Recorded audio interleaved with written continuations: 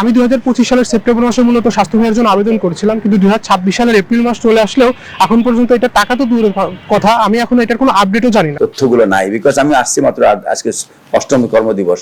আমি এটা ইস্যু আপনি প্রথম বললেন, আমি এটা অ্যাড্রেস করব, খবর নেব। আমি সংযুক্ত করছি টাইম স্টোরিতে। আমি এখন ঢাকা বিশ্ববিদ্যালয়ের প্রশাসনিক ভবনের ঠিক সামনে দাঁড়িয়ে আছি।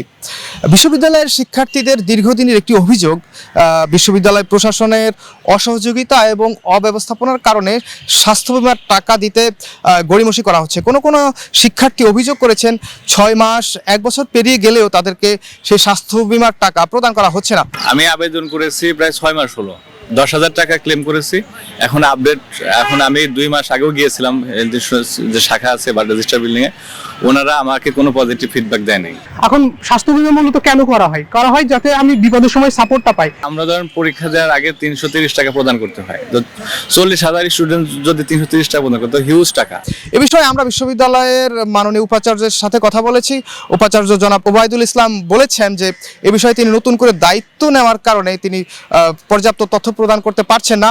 তিনি আমাদেরকে কোষাধ্যক্ষ জনাব জাহাঙ্গীর আলম চৌধুরীর কাছে যেতে বলেছেন। সেখানে যাওয়ার পরও আমরা তাকে পাইনি। তিনি মুঠোফোনে আমাদের জানিয়েছেন এ বিষয়ে আসলে হিসাব পরিচালক কথা বলবেন। বিশ্ববিদ্যালয়ের হিসাব পরিচালকের কাছে গিয়েও আমরা আসলে এই বিষয়ে কোনো সদুত্তর পাইনি। তিনি আমাদের জানিয়েছেন এ বিষয়ে কথা বলতে তার বিধিনিষেধ রয়েছে। তবে স্বাস্থ্য বিমা নিয়ে সৃষ্ট জটিলতা নিরসনের আশ্বাস দিয়েছেন বিশ্ববিদ্যালয়ের উপাচার্য ওবায়দুল ইসলাম এবং ডাকসু ভিপি সাদিক কায়েম। এটার ব্যাপারে রিপ্লাই দেওয়ার জন্য রাইট পারসন হচ্ছেন আমাদের ট্রেজারার এবং আমাদের অ্যাকাউন্টস ডিরেক্টর।